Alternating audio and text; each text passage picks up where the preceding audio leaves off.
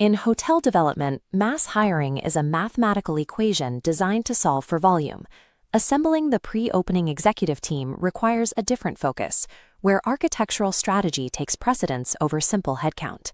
This makes sourcing department heads the absolute first task on the HR calendar, beginning a full 12 months before the property opens its doors. These early hires carry an outsized operational load, acting as the architects who will build the property's service model from scratch. Beyond logistics, they serve as the cultural standard bearers, establishing the precise behavioral tone that will eventually cascade down to the entire future workforce. To achieve this, Human Resources orchestrates a 12-month framework divided into 3 distinct phases: personalized sourcing, multifaceted interviewing, and strategic onboarding. A miscalculation at any point in the sequence creates structural weaknesses that compound as opening day approaches. The challenge is to engineer a fully functional, highly calibrated leadership team for an environment that does not yet exist. At this level, pre-opening HR functions as an organizational engineering discipline, governed by its own specialized set of rules. Phase 1 activates at month 12. Traditional job postings are ineffective. Securing leaders like the Director of Finance, Executive Chef, and Director of Rooms requires a targeted approach. HR leverages retained executive search firms or taps the brand's global talent pool for specific leadership profiles. But finding candidates is secondary to defining the role itself. HR must craft functional job specifications that reflect the extreme realities of a new opening. These executives will be operating in an environment characterized by high complexity and severe operational ambiguity. Standard operational experience is insufficient. The specification must mandate prior hands-on pre-opening setup experience. To clarify expectations, the job description is split into a dual-column format, bifurcating requirements. Phase 2 outlines heavy administrative tasks before opening, like mass procurement and drafting standard operating procedures. Phase 3 focuses on post-opening, steady-state operational duties. A candidate might possess mastery of steady-state operations while completely lacking the capacity to navigate a chaotic setup phase.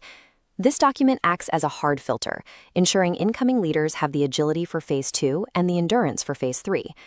If the job specification fails to separate these two phases, HR risks hiring executives who will break under the pressure of pre-opening ambiguity.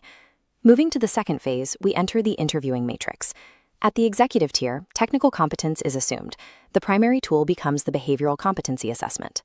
Structured questions test alignment with core values over resume credentials, specifically measuring capacity to guide teams through organizational change. Even a highly capable executive presents a structural threat to a new team if they default to operating in an isolated departmental silo.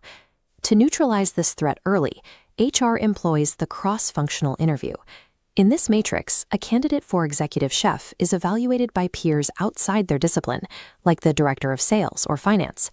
They aren't evaluating culinary skill, but assessing collaborative style. This explicitly tests commercial acumen and understanding of property-wide financial goals. This matrixed approval process strips away functional ego before an offer is even extended.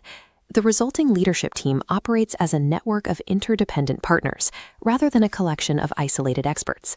As the timeline advances, executive onboarding functions as a strategic acceleration process. Their early arrival demands a pre-calculated onboarding budget to absorb immediate administrative and relocation expenses. This capital also funds an orientation program immersing the leader in the brand's vision and financial targets. Once immersion is complete, HR facilitates the immediate handover of critical pre-opening responsibilities.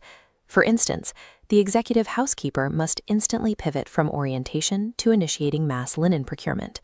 Simultaneously, the executive chef must begin kitchen design consultations and initial vendor selection. Supporting this level of immediate execution requires rapid digital integration. HR is responsible for plugging the executive team directly into the property's technological ecosystem. This involves granting instant access to the Human Resources Information System and Property Management System, concurrently introducing executives to key external stakeholders to finalize operational integration. Through aggressive, well-funded onboarding, these new hires become active pre-opening catalysts from their very first day on site. Reviewing the complete 12-month timeline reveals the true nature of this process. These pre-opening HR systems architect a cohesive leadership structure designed to survive extreme ambiguity. Enforcing rigorous job specifications across both setup and steady-state operations ensures structural resilience. Executing cross-functional behavioral interviews produces collaborative, ego-free commercial partnerships. And driving strategic, budget-backed onboarding generates immediate pre-opening momentum.